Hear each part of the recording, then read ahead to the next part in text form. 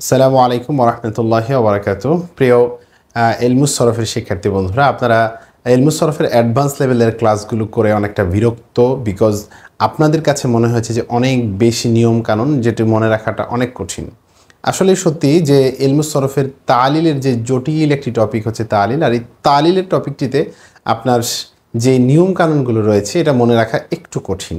তো সেক্ষেত্রে আমরা আপনাদেরকে একটু সহজ করার জন্য আমরা যেটা চেষ্টা করব সেটা হচ্ছে আমরা প্র্যাকটিক্যালি যে কায়দাগুলো পড়েছি সেটা কোরআন থেকে হাদিস থেকে আমরা দেখার চেষ্টা করব যে আসলে আমরা যা নিয়মকানুন পড়েছি যদি একটু প্র্যাকটিস করি দেখব যে আসলে এক কায়দায় বারবার আসতেছে। তো সেক্ষেত্রে আপনাদের কাছে খুব সহজ মনে হবে, আমাদের আজকের ক্লাসটি করলেও আপনার বুঝে আসবে যে আসলে প্র্যাকটিসের কত বেশি প্রয়োজন। দ্বিতীয় বিষয় হচ্ছে আমাদের যে নিয়মকানুনগুলো আমরা পড়েছি, নিয়মকানুনের চাইতে আমি সবসময় ক্লাসে আপনাদেরকে যে বিষয়টিতে বেশি গুরুত্ব দিয়েছি সেটা হচ্ছে সরফে সগীর এবং সরফে কাবির। একজন শিক্ষার্থী যদি সরফের সব তালিলের নিয়মকানুন পড়ে কিন্তু সরফে সগীর এবং সরফে কাবির মুখস্থ না করে, সেক্ষেত্রে কিন্তু তার জন্য কোরআন হাদিস পড়তে গিয়ে সেই কায়দাটি ঠিকভাবে সঠিকভাবে ব্যবহার করা বা সঠিকভাবে পড়া কঠিন হয়ে দাঁড়াবে। তো সেক্ষেত্রে আমি আপনাদেরকে বলবো অবশ্যই সরফে সগীরগুলো মুখস্থ করতে হবে। যদি এখন আপনারা সরফে সগীর অথবা সরফে কাবির মুখস্থ না করে থাকেন তাহলে অবশ্যই আপনাদের মুখস্থ করতে হবে। যা আজকের ক্লাস থেকেই বুঝতে পারবেন যে সরফে সগীর এবং সরফে কাবির দিয়ে আমরা কিন্তু মূলত আইডেন্টিফাই করবো এটা আসলে কোন প্রকারের মধ্য থেকে। তো আমরা সর্বপ্রথম যদি সূরাতুল ফাতিহা থেকে আমরা কথা শুরু করি, সেখানে আমরা দেখব যে তালিলের শব্দ যদি আমরা দেখি, প্রথমত দেখব যে নাস্তাইনু এই শব্দটি তালিলের শব্দ। আর তালিলের শব্দ কেন এই প্রথম যে যদি আপনি বলেন যেটা তালিলের শব্দ কিভাবে বুঝবো, তো বোঝার জন্য প্রথমত আপনি দেখলেন যে নুন আছে এবং শেষে দম্মা আছে, তো সেটার একটা আলামত মুজারের স্পষ্ট, এটা মুজারের সিগা এবং এটা 14 নম্বর সিগা, এই বিষয়টা আপনার কাছে অনেকটা স্পষ্ট। কিন্তু ব্যাপারটা দাঁড়ালো যেটা সেটা হচ্ছে এই নাস্তাইনুটা আপনি তো বুঝতেছেন এটা কোন বাব, চিন্তা থাকা মানে হচ্ছে ইস্তাংসারা। তাহলে ইস্তাংসারা হলে ইস্তাংসারা ইয়াস্তাংসিরু, তাহলে নাস্তাংসিরু হওয়ার কথা ছিল নাস্তাংসিরু, ঠিক আছে, নাস্তাংসিরু হওয়ার কথা ছিল।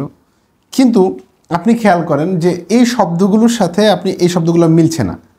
এই না ঠিক আছে, সিনটাও ঠিক আছে, তাটাও ঠিক আছে, কিন্তু এখানে দেখেন নাস্তাং সিরুর ভিতরে এখানে আছে কি জবর সাকিন, কিন্তু এখানে আছে কি জের। এই একটা সিস্টেমে বোঝা গেল যে এটা বিতর্কত একটা তালিল হয়েছে। দ্বিতীয় সিস্টেম হচ্ছে, খেয়াল করেন এই শব্দটা যদি হরফে সহি না হয় তাহলেই তো বুঝে আসে যে এটা তালিলের মধ্যে কোনো না কোনো ভিতরে ঢুকবে। তো ব্যাপারটা হচ্ছে নুনটা তো মুজারের, সিনটা হচ্ছে বাবের, তাহলে থাকলো কি আইন ইয়া নুন, ঠিক আছে, আইন ইয়া নুন থাকলো। তাহলে বোঝা গেল এটা কিসের আলোচনা, অবশ্যই এটা মুতাল এবং এটা হচ্ছে মুতালে ইয়াই বা এটা হচ্ছে আজওয়াফে ইয়াই, একটা ব্যাপার। এখন ব্যাপার হচ্ছে যে আসলে এটা আজওয়াফে ইয়াই কিনা সেটা আমরা নিশ্চিত হব আস্তে আস্তে।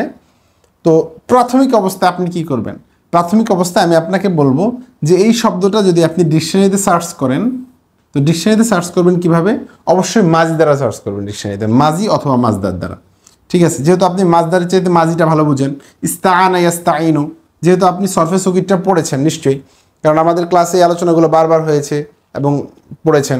তো এটার মূল সিগা কি ইস্তাআনা, ঠিক আছে, এটা হচ্ছে মাজির সিগা। তো আপনি এই সিগাটা দিয়ে ডিকশনারি সার্চ করলে দেখবেন এই সিগাগুলোর সাথে এখানে মূল বর্ণ লেখা আছে, যে আইন ওয়াও নুন লেখা আছে, প্রথম কথা। এখন ব্যাপারটা হচ্ছে, তো আমাদের এখন প্রথম কাজ কি, প্রথম কাজ হচ্ছে আপনাকে সরফে সগীরটা মুখস্থ থাকতে হবে। তো আপনি ভাবছেন যে সব সরফে সগীর, হ্যাঁ আপনাদেরকে যা দিয়েছি এটা একদম সমৃদ্ধ সরফে সগীর, প্রত্যেকটা সরফে সগীরই কিন্তু আছে, আমরা আস্তে আস্তে দেখাবো যে কীভাবে আছে, ঠিক আছে। তো নাস্তাইনুটা শব্দ হরফানি আমরা সরফে সগীর এবং সরফে কাবির দিয়েছি আপনাদেরকে। তো সেটা আপনি প্রথমত মুখস্থ থাকলে আপনি বুঝতে পারবেন, যেহেতু এই আলোচনাটা আমরা পড়েছি কোথায়, আজওয়াফের যে শীটটা রয়েছে আপনার, সেখানে কিন্তু আমরা এটা আলোচনা করেছি আজওয়াফের শীটের মধ্যে, ঠিক আছে। তো আসেন এবার আমরা দেখব যে সরফে সগীরটা সরফে কাবিরটা আমাদের মানে বুঝে গেল যে প্রথমত মুখস্থ করা দরকার, এরপর আমরা কায়দার দিকে যাব। তো সরফে সগির নিয়ে যদি আমরা কথা বলি, নাস্তাইনু নিয়ে কথা বলি, তো আমরা সরফে সগিরটা আমরা রিপিটেডলি একটু পড়ার চেষ্টা করব। ইস্তাআনা ইস্তাইনু ইস্তিআনাতান ফাহুয়া মুস্তাঈনুন ওয়া উস্তুঈনা ইস্তাআনু ইস্তিআনাতান ফাহুয়া মুস্তাআনুন আল আমরু মিনহু ইস্তাঈন ওয়ান নাহয়ু আনহু লা তাস্তাঈন। সরফে সগির কেন আমি কায়দাটাকে বেশি প্রায়োরিটি দিচ্ছি কায়দার চাইতে?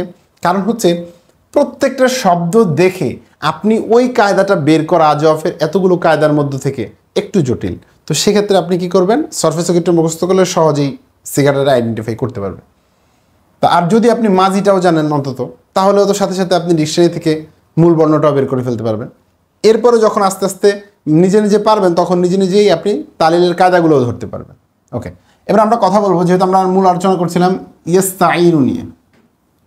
তো ইস্তাঈনু যদি আমরা দেখি, তাহলে আমাদের এবার সরফে সগিরের সাথে সাথে আমাদের কি জানতে হবে, সরফে কাবিরের জানতে হবে। তো সরফে কাবিরটা কীরকম, সেটা হচ্ছে ইস্তাঈনু ইস্তাঈনানে ইস্তাঈনুনা তাস্তাঈনু তাস্তাঈনানে ইস্তাঈন্না তাস্তাঈনু তাস্তাঈনানে তাস্তাঈনুনা তাস্তাঈনিনা তাস্তাঈনানে তাস্তাঈন্না আস্তাঈনু নাস্তাঈনু। নিশ্চয়ই মুখস্থ করেছেন, অথবা না করলে এখন করে নেবেন। তো ব্যাপারটা হচ্ছে মুখস্থ করাটা একটু জটিল, সময় সাপেক্ষ ব্যাপার। প্র্যাকটিস করতে করতে আস্তে আস্তে মুখস্থ হবে, এজন্য ভয় পাওয়ার কারণ নেই। তো এবার আমরা কায়দা নিয়ে কথা বলবো। দেখেন, এবার আমরা কায়দা নিয়ে যদি কথা বলি, যে এই কায়দাটা যেহেতু আমাদের আলোচনার মূল টপিক হচ্ছে নাস্তাঈনু, তো এই নাস্তাঈনু শব্দটা মূলত কী ছিল? তো আমরা একটা কায়দা পড়েছি আপনার, এটা কিসের কায়দা হবে? নিশ্চয়ই আজওয়াফের কায়দার মধ্যে পড়বে। তো এবার একটু আজওয়াফের কায়দাগুলো আপনি খুলবেন, যে আজওয়াফের কায়দাটা আমরা একটু দেখি যে আসলে কীভাবে হয়েছে। তো আজওয়াফের কায়দা খুললে দেখবেন যে আপনি তো এতটুকুন শিওর যেটা আজওয়াফ, এটা মুজারে, এটা হচ্ছে বাব, এই তিনটেই তো মূল বর্ণ। তাহলে এটা মেসাল, এই যে আজওয়াফ, এটা নাকেস, তাহলে এটা আজওয়াফের কায়দার মধ্যে পাবেন। আজওয়াফের কায়দার মধ্যে যদি আপনি 2 নম্বর কায়দা দেখেন, সেখানে একটা কায়দা আলোচনা আছে। সেটা হচ্ছে, সেটা কি বলেন তো? সেটা হচ্ছে মূলত এটা কি ছিল আমি আগে আপনাকে বলে দিই। সেটা হচ্ছে ইস্তাঈনুটা ছিল ইয়াস্তাভিনু, ইয়াস্তা। এখন আপনি বলতেছেন যে আমরা কিভাবে বুঝবো? হ্যাঁ, আমরা কিভাবে বুঝবো, এই প্রশ্ন আপনার ভিতরে এখন চলে আসছে যে কিরে মূল কী ছিল, আমি কিভাবে বুঝছি আপনাকে সেটা বলি, তাইলে তো সহজ হয়। দেখেন, আমি বুঝছি যেহেতু এটা হচ্ছে কোন বাব, চিন্তা আছে, মুজারের সিগা, এটাও আমরা বুঝতে পারছি যেহেতু আলামত আছে। তাহলে আমরা এটা কিভাবে বুঝবো? প্রথম কাজ হচ্ছে গিয়ে কি, বাবের সাথে মিলাবো। ঠিক আছে, বাবের সাথে মিলাবো, বাবের সরফে সগিরের সাথে মিলাবো। ইয়াস্তাংসিরু, তাহলে দেখেন ইয়াস্তাংসিরুর সাথে মিলাইছি, এই ইয়াস্তাংসিরু, হ্যাঁ, এই তাংসিরু, ইয়াস্তাভিনু, বুঝে পারছেন? তাহলে ইয়াস্তাংসিরু, ইয়াস্তাংসিরু, ইয়াস্তাভিনু, এটা। এখন ব্যাপার হচ্ছে এই ওয়াওটা ইয়া হয়েছে কেন? এটা কায়দার কারণে হয়েছে। তাহলে কায়দাটা কি? এই ওয়াওটা এখানে ইয়া কেন? কায়দাটা হচ্ছে কাসরাযুক্ত ওয়াও। খেয়াল করেন, কাসরাযুক্ত ওয়াও 2 নম্বর কায়দা আপনার কিসের? আজওয়াফের। 2 নম্বর কায়দার মধ্যে আছে কাসরাযুক্ত ওয়াও সাকিনের পর হলে, এই যে সাকিনের পর হয়েছে, তো সাকিনের পর হলে কী হয়? কয় সাকিনের পর হলে ওয়াও ইয়া হয়ে যায় সাকিন হয়ে, ওয়াও ইয়া হয়ে, সরি, ওয়াওর হরকত পূর্বে দিয়ে, ওয়াওয়ের হরকত পূর্বে দিয়ে। তাহলে ওয়াওর হরকত পূর্বে দিলে কী হয়?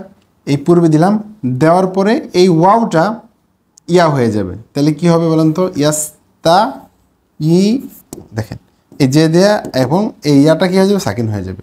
তাহলে খেয়াল করেন, ওয়াওর কাসরাযুক্ত ওয়াও সাকিনের পর হলে ওয়াও হরকত পূর্বে দিয়ে, তাহলে ওয়াওটা ছিল কি? হরকতটা পূর্বে দিয়ে দিলাম, দেওয়ার পরে ওয়াও ইয়া হয়ে যায় সাকিন হয়ে। তাহলে ওয়াওটা ইয়া হয়েছে এবং সাকিন হয়ে গেছে। ঠিক আছে, তাহলে আমরা আশা করি বুঝতে পারছি। এই কায়দাটা প্রচুর ব্যবহার, এক্ষেত্রে মনে রাখতে পারবেন। এবং এই কায়দাটার সাথে আরেকটা কায়দার মিল আছে, যে মিআদুনের যে কায়দা, সেই কায়দার সাথে একটা কিন্তু মিল আছে। মিআদুনের কায়দাটা আমরা পড়েছি, যেটা মেসালের মধ্যে। তো মিআদুনের কায়দার সাথেও একটা মিল আছে এখানে। ওকে, তাহলে আমাদের কাজ কি?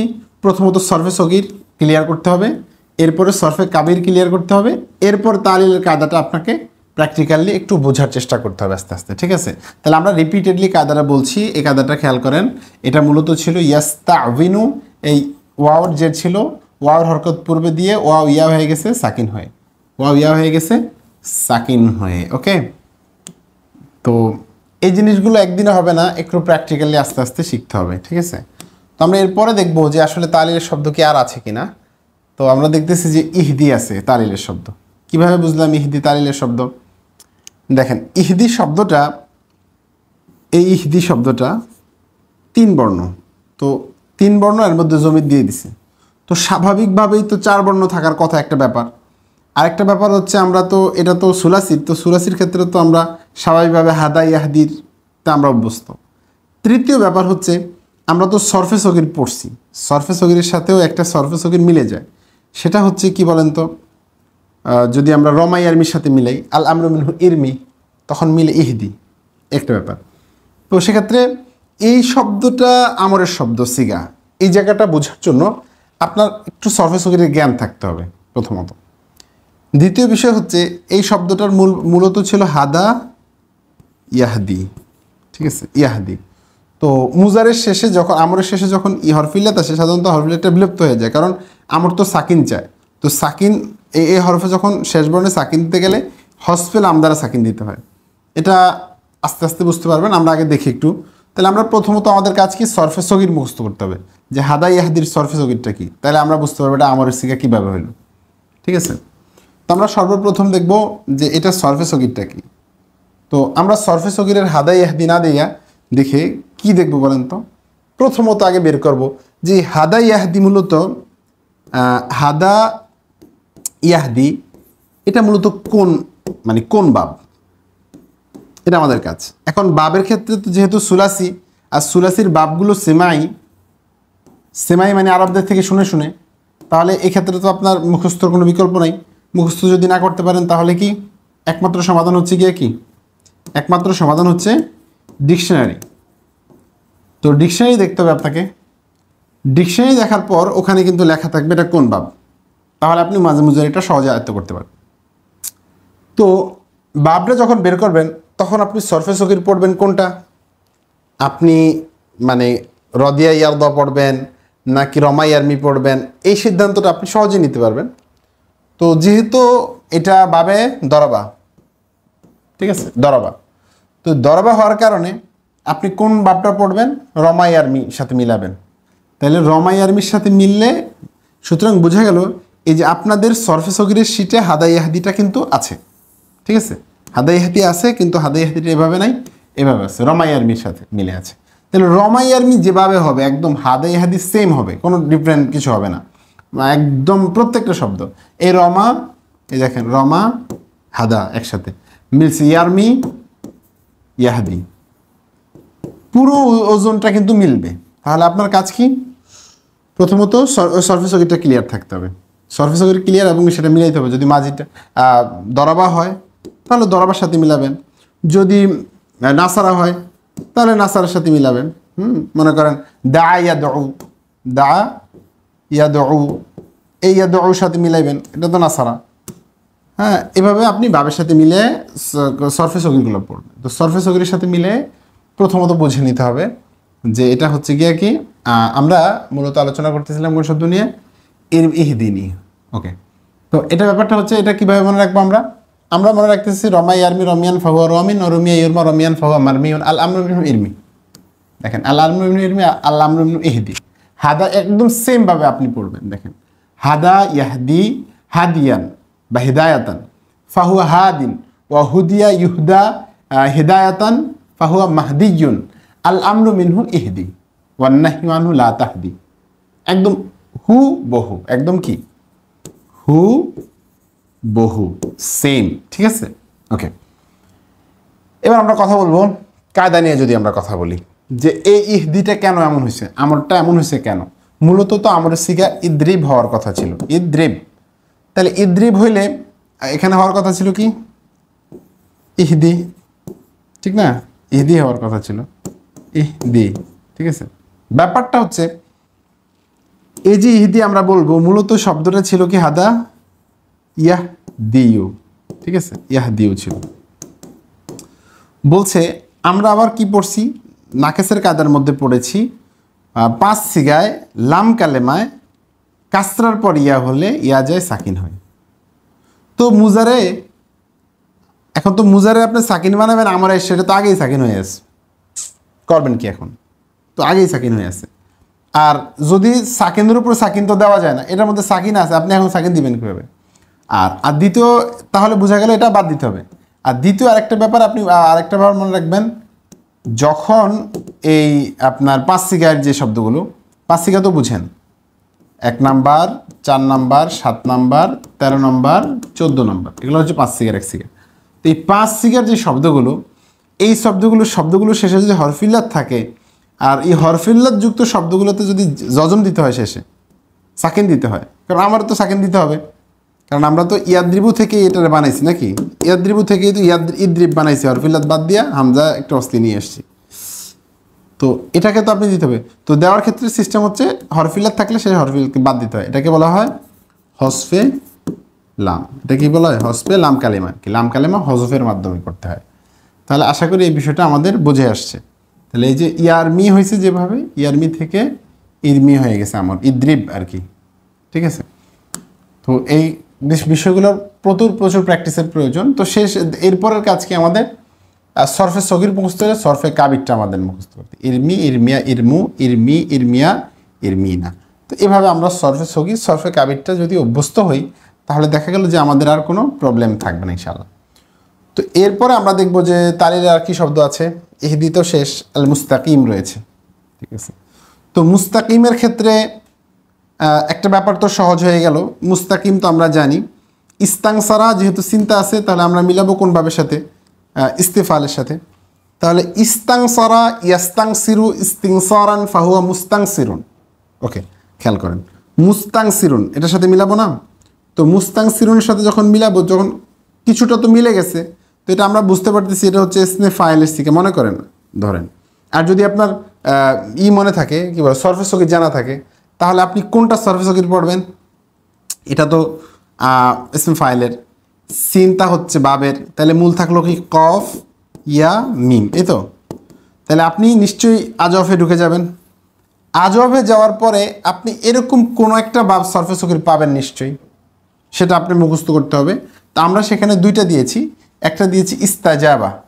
ইস্তাজাবা, দেখেন ইস্তাজাবার সাথে মিলে কিনা দেখেন, সিনতা আছে, আর এখানে একটা বর্ণ আছে, এখানে একটা বর্ণ আছে, আর মাঝখানে বর্ণ তো তালিল হয়েছে।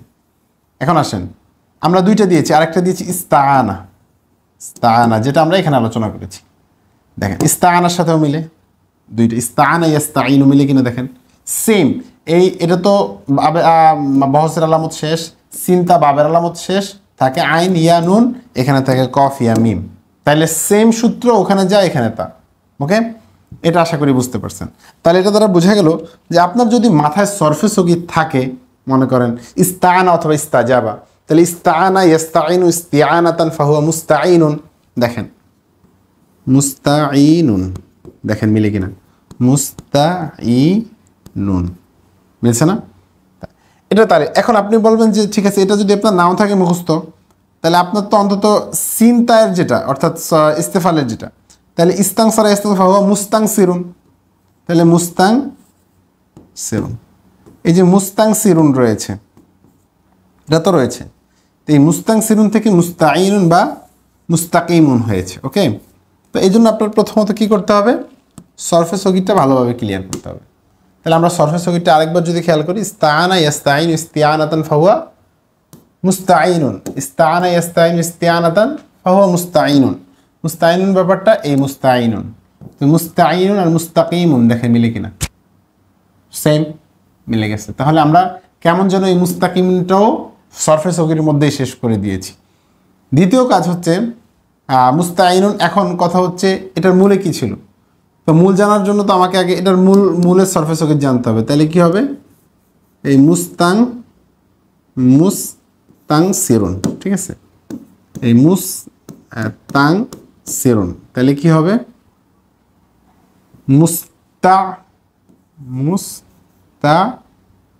আপনার মুস্তাভিনুন। এই ওয়াও ইয়া হয়েছে কেন? এটা তালিলের কারণ হয়েছে, এটা তালিলের কায়দার কারণ হয়েছে, মুস্তাভিনুন, ঠিক আছে। তাহলে কায়দা কি? এই যেটা আমরা মুস্তাইনুর কায়দা ইয়াস্তাইনুর কায়দা পড়লাম, ঠিক সেম কায়দায় এখানে ওই বললাম তো এক কায়দায় বারবার আসবে। তাহলে কাসরাযুক্ত ওয়াও সাকিনের পর হলে ওয়াওর হরকত পূর্বে দিয়ে, ওয়াওর হরকত কী দেবো আমরা পূর্বে দিয়ে, ওয়াও ইয়া হয়ে যাবে সাকিন হয়ে, শেষ। সেম কায়দাটাই মুস্তাইনুর।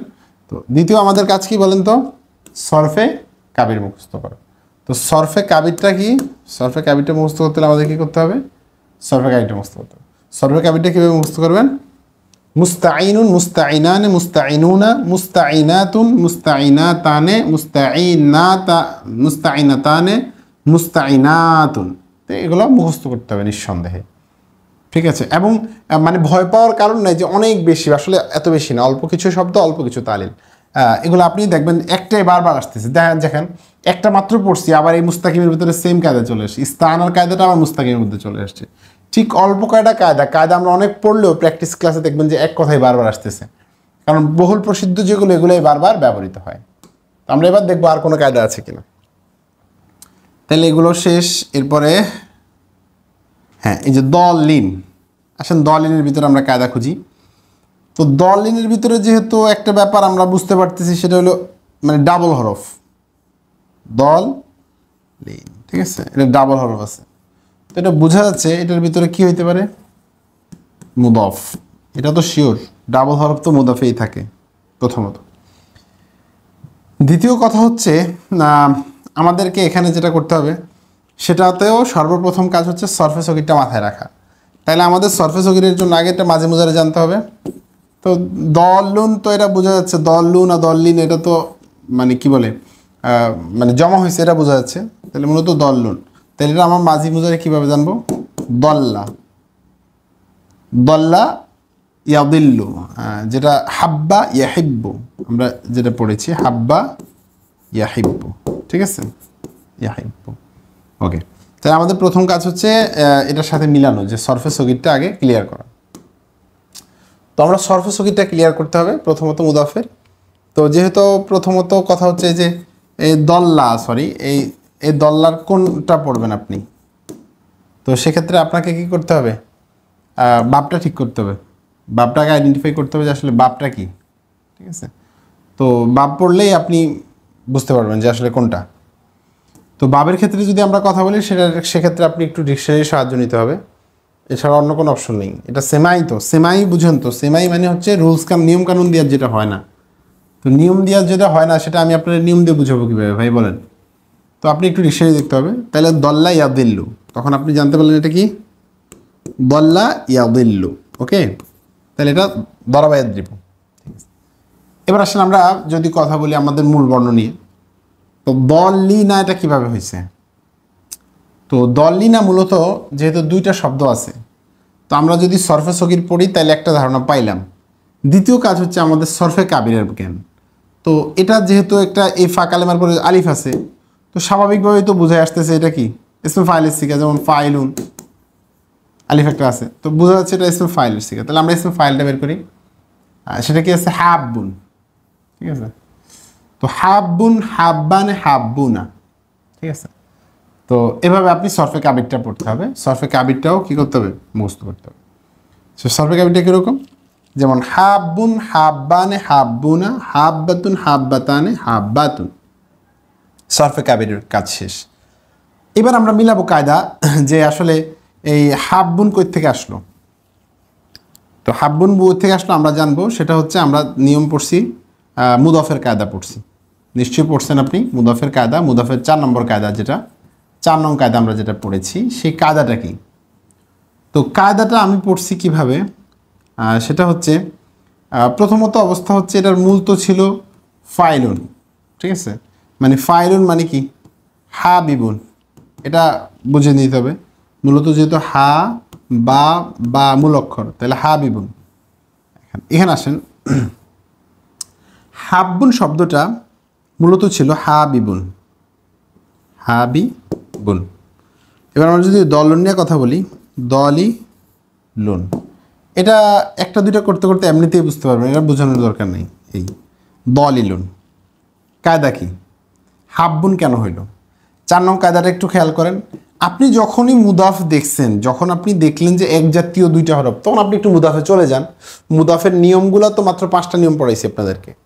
আর একটু সরফেসকিটা দেখেন, দেখবেন অটোমেটিক আপনার ব্রেনে সেট আপ নিয়ে নিছে, অটোমেটিক দেখবেন যে সব তালিল আপনার বুঝতেছেন। ওকে, এখন কথা হচ্ছে কায়দা কি দেখেন। হরকতযুক্ত, খেয়াল করেন 4 নং কায়দা, হরকতযুক্ত দুটি হরফ, এক জাতীয় দুটি হরফ, যেহেতু দুইটা এক জাতীয়, দুটি হরফের পূর্বে মাদ্দা হলে, আবার বলছি খেয়াল করেন, দলি লুন, হরকতযুক্ত দুটি হরফের পূর্বে মাদ্দা হলে, মাদ্দা মানে মদ হলে, এই যে মদ হচ্ছে দেখেন জবরের বাম পাশে খালি মদের হরফ, মদ হওয়ার কারণে কায়দা হচ্ছে হরকত নকল করা যাবে না, কোনো জবর যে এদিক সেদিক নেওয়া বাদ দিয়া কি করবেন, প্রথমটিতে সাকিন হয়ে যাবে, প্রথমটিতে সাকিন হয়ে দ্বিতীয়টিতে যাবে ইদগাম হয়ে। তো প্রথমটি দ্বিতীয়টিতে ইদগাম হলে কীভাবে হবে, একটার মধ্যে মিললে তো তার দিয়ে মিলাইতে হয় নাকি, তাহলে কি হয়ে যাবে, দল্লুন, ঠিক আছে, দল্লুন হয়ে গেছে, ঠিক আছে, একটার মধ্যে ইদগাম হয়ে গেছে। তাহলে আবার বলছি, হরকতযুক্ত এক জাতীয় দুটি হরফের পূর্বে মাদ্দা হলে প্রথমটিতে সাকিন হয়ে দ্বিতীয়টিতে যায় ইদগাম হয়ে, ঠিক আছে, এটা মুদাফের 4 নং কায়দা। তো আমরা এভাবে আস্তে আস্তে কী করব, আইডেন্টিফাই করব। এখন আপনার যে প্রবলেমটা সেটা হচ্ছে দল্লুন, তো বললাম, তো দল্লুন দেখেন, দল্লুন দল্লানে দল্লুনা, এখন দল্লিনা হইবে কীভাবে, দল লুনা, ঠিক আছে, দল্লুন দল্লানে দল্লুনা, দল লু না। এখন ব্যাপারটা হচ্ছে দল্লুনা, এটা ওয়াউনুন ইয়ানুন দ্বারা মানে হচ্ছে এটা 10 নম্বর প্রকার। কিসের 10 নম্বর প্রকার, এই 16 প্রকারের 10 নম্বর প্রকার, যারা আপনারা 16 প্রকার পড়ছেন, ওয়াউনুন ইয়ানুন দ্বারা জমা মুজাক্কার সালেম হয়, সেটাতে যখন হয় কি বলে আপনার জ্বর হয়, তখন ইয়ানুন দ্বারা হয়, যেমন ফাইলুনা, ফাই লিনা। হ্যাঁ, এখন আপনি তো যদি নাহুব না বুঝেন তাহলে আপনার প্রবলেম, সেক্ষেত্রে আপনি কি করবেন, সেক্ষেত্রে আপনি আমাদের ফাইলের ওজন কিন্তু আমরা ফাইল 6টা পড়াই নেই, ফাইলের ওজন কিন্তু ফাইলুন, ফাইলানে, ফাইলুনা, ফাইলিনা, ফাইলাইনে, এগুলোও কিন্তু পড়াইছি। আপনি একটু খেয়াল করে দেখেন যে আমরা 24টা কিন্তু ওজন পড়াইছি ফাইলের, সেই ওজনটার সাথে কিন্তু একটা আছে ফাইলিনা বা দরিবিনা বা দলিলিনা বা দল্লুনা, দল্লিনা, ঠিক আছে। তো সেক্ষেত্রে আপনি দল্লুনাটা বুঝতে হবে। তো আশা করি এটা বুঝতে পারছেন, এটা জমা মুজাক্কার ইসম ফাইলের শিখা, এতটুকুন তো নিশ্চিত। আর অর্থ তো আস্তে আস্তে আলোচনা করলে আপনি নিজে নিজে অর্থ পারবেন, অর্থ তো বহুবার আলোচনা করেছি।